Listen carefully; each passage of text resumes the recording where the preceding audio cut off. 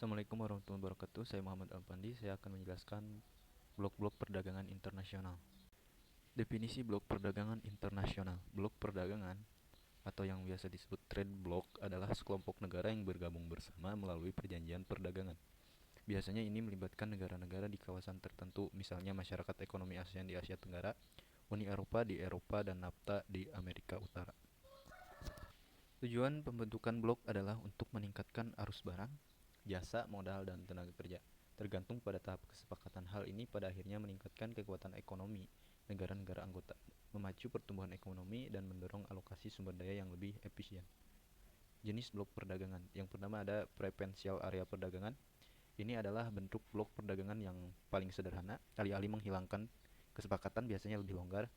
Di bawah wilayah perdagangan preferensial, negara-negara anggota setuju untuk menurunkan tarif untuk produk-produk tertentu. Mereka memberikan akses preferensi ke produk tertentu, tetapi tidak menghilangkan tarif sama sekali. Yang kedua ada kawasan bebas perdagangan. Area bebas melibatkan akses perdagangan antar anggota. Dengan demikian, barang dan jasa mengalir bebas di antara mereka. Mengenai perdagangan non-anggota, masing-masing memiliki kebijakan terpisah dan berbeda. Beberapa anggota mungkin mengenakan tarif yang lebih tinggi, sementara yang lainnya lebih rendah.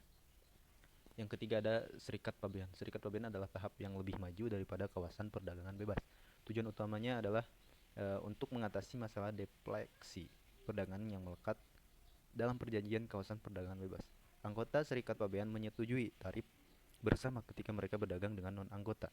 Oleh karena itu, tidak ada peluang bagi negara-negara non-anggota untuk mengambil keuntungan dari perbedaan tarif.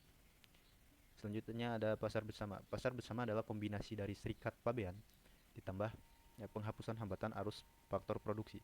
Jadi berdasarkan perjanjian ini, negara-negara anggota setuju untuk yang pertama menghilangkan hambatan perdagangan barang dan jasa, kedua menghilangkan hambatan arus modal dan tenaga kerja atau faktor produksi. Yang ketiga, negara-negara anggota memiliki kebijakan yang seragam mengenai perdagangan dengan negara-negara non-anggota. Serikat ekonomi. Serikat ekonomi menggabungkan semua aspek pasar bersama dan juga mengkoordinasikan kebijakan ekonomi.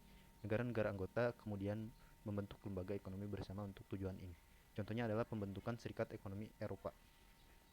Kemudian jika negara-negara anggota setuju untuk mengadopsi mata uang tunggal, kami akan menyebutnya sebagai moneter. Zona euro adalah contohnya, di mana ia terdiri dari anggota UE yang mengadopsi euro sebagai mata uang mereka. Keuntungan blok perdagangan. Yang pertama, harga lebih murah dan produk lebih bervariasi. Penghapusan tarif menyebabkan harga yang lebih rendah bagi konsumen di negara-negara anggota. Arus bebas juga meningkatkan akses ke lebih banyak variasi barang.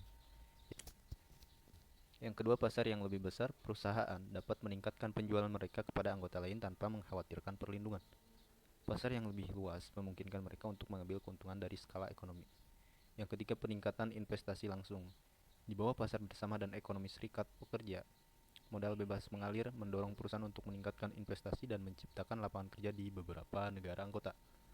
Yang keempat, akses permodalan yang lebih murah dan melimpah. Di bawah serikat ekonomi, perusahaan dapat memperoleh keuntungan dari anggota negara-negara yang memiliki pasar keuangan yang lebih maju. Kelima, mendorong spesialisasi. Peningkatan perdagangan mendukung peningkatan spesialisasi di mana negara-negara anggota mengembangkan industri yang paling efisien. Yang keenam, mengurangi kekuatan monopoli seiring dengan pemandangan persaingan. Barang dan jasa mengalir dengan bebas dan menciptakan pilihan yang lebih besar bagi konsumen. Ini meningkatkan persaingan di pasar dan memaksa perusahaan untuk meningkatkan inovasi dan efisiensi agar tetap kompetitif. Kerugian dari blok perdagangan. Yang pertama yaitu memakan industri dalam negeri. Meningkatnya persaingan menciptakan pemenang dan pecundang.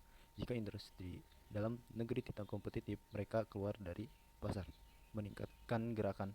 Bahayanya bahkan lebih besar jika banyak industri tidak kompetitif dan mereka menyerap tenaga kerja yang signifikan.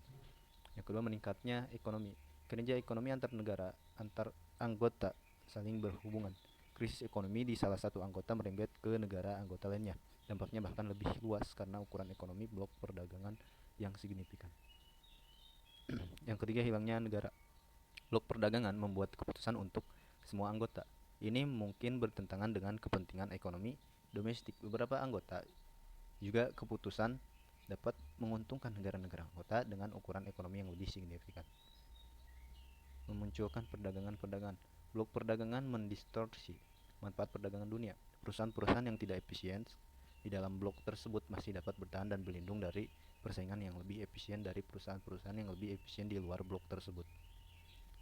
Selanjutnya itu pembalasan dari negara non-anggota. Untuk melindungi ekonomi mereka, mereka cenderung membentuk blok perdagangan baru untuk mempertahankan posisi mereka.